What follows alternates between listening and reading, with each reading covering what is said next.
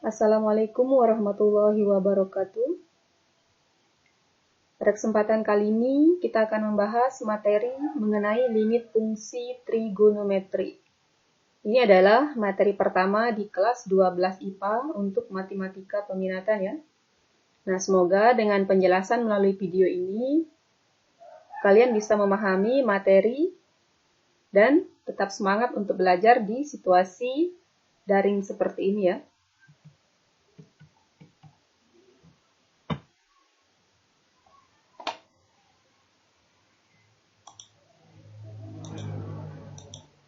Nah, yang pertama, kita akan mulai dengan bagaimana cara menentukan nilai limit fungsi trigonometri. Yang pertama, yaitu dengan cara substitusi langsung. Cara substitusi langsung ini tentunya kalian tidak asing karena di kelas 11 ketika mempelajari limit fungsi aljabar, cara ini sangat populer ya. Nah, cara substitusi langsung ini menghasilkan dua bentuk, yaitu ada bentuk tentu, yaitu malah menghasilkan bilangan real. Kemudian ada bentuk tak tentu. Nah, bentuk tak tentu itu yaitu berupa 0 per 0 atau tak hingga per tak hingga. Nah, ketika kalian mendapatkan hasil 0 per 0 atau tak hingga per tak hingga dengan cara substitusi langsung, berarti langkah penyelesaiannya itu bukan dengan cara substitusi. Karena nilai 0 per 0 atau tak hingga per tak hingga itu hukumnya haram pada limit ya. Nah, berarti cara penyelesaiannya itu kita gunakan cara kedua, yaitu faktorisasi. Kalau tidak bisa dengan menggunakan faktorisasi, kita gunakan cara yang ketiga, yaitu menggunakan sifat-sifat limit fungsi trigonometri. Nah, pertama, kita akan membahas cara penyelesaian limit dengan substitusi langsung. Di sini perhatikan, untuk limit X mendekati A, sin X. Berarti hasilnya sin A. Nah, di sini, X itu kalian ganti dengan A ya. Nah, yang ini. X ini diganti A, sehingga hasilnya menjadi sin A. Begitu juga dengan limit X mendekati A dari cos X. Berarti hasilnya cos A. Karena X ini diganti dengan A atau disubstitusi.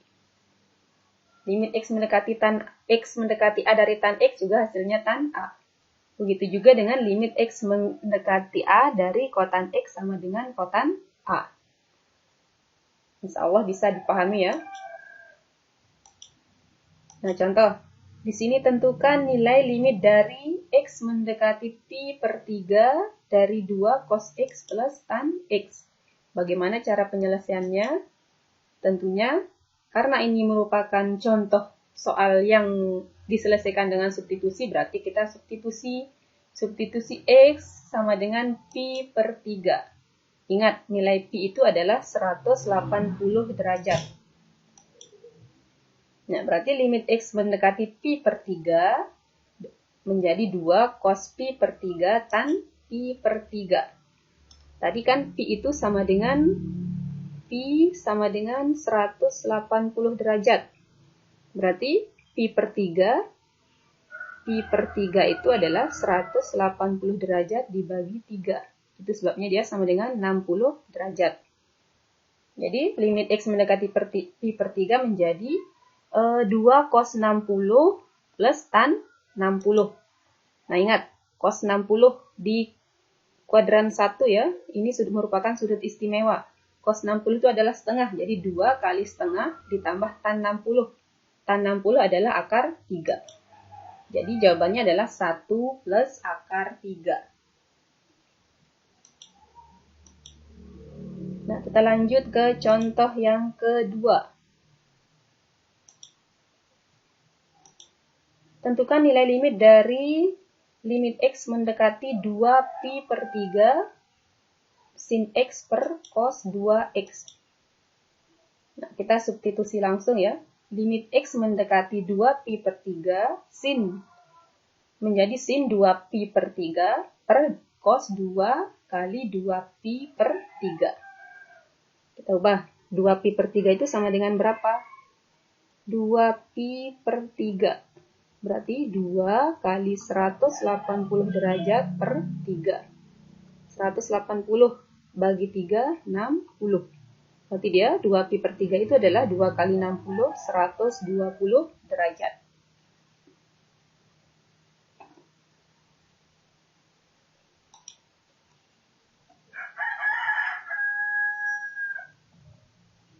Nah, berarti limit X mendekati 2 per pi per 3 menjadi sin 120 derajat per cos 240 derajat, karena cos 2 dikali 2 pi per 3 menjadi cos 2 dikali 120 derajat, menjadi cos 240 derajat. Ingat, sin 120 derajat itu di kuadran berapa? Nah, sin 120 derajat itu berada di kuadran 2. Berarti dia sin 180 dikurangi 120. Berarti sin 120 derajat itu sama dengan sin 60 derajat. Kemudian cos 240 derajat itu berada di kuadran 3. Kalau di kuadran 3, berarti untuk mencari cos 240 derajat itu rumusnya adalah cos 180 plus alfa. Berarti cos 180 ditambah 60. Nah, di kuadran 3, cos itu negatif sehingga hasilnya min cos 60. Sehingga hasilnya sin 120 derajat itu adalah sin 60 setengah akar 3, dan cos 240 derajat itu adalah min cos 60 sama dengan min setengah. Nah, setengah akar 3 dibagi min setengah, hasilnya adalah min akar 3. Paham ya? Nah, kemudian kita akan menyelesaikan limit fungsi trigonometri dengan cara faktorisasi. Kita langsung ke contoh. Tentukan nilai limit dari limit X mendekati pi per 2 dari 1 min sin X per cos kuadrat X.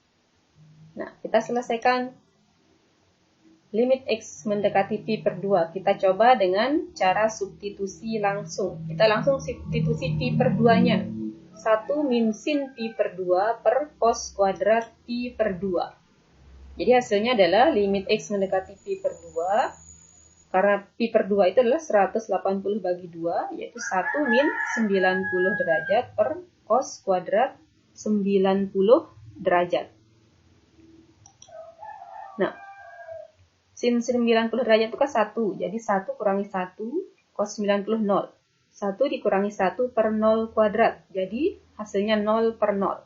Ingat, kalau menyelesaikan nilai limit kemudian ketemu hasil 0 per 0 itu hukumnya haram, berarti salah ya. Cara substitusi langsung itu salah. Nah, tentu ini menghasilkan bentuk tak tentu. Nah, bagaimana caranya supaya dia menghasilkan bentuk tentu? Yaitu kita bentuk fungsinya kita ubah. Nah, limit X mendekati pi per 2, 1 min sin X per cos kuadrat X. Ingat, identitas dari cos kuadrat X itu adalah 1 min sin kuadrat X. Nah, berarti 1 min sin kuadrat X itu kita faktorkan menjadi 1 min sin X per, nah ini ya, hasil dari faktorisasi 1 min sin kuadrat itu adalah 1 min sin X dikali 1 plus sin X.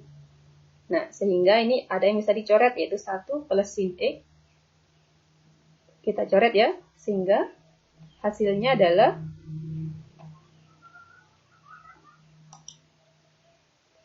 1 per 1 min sin X. Nah, ini.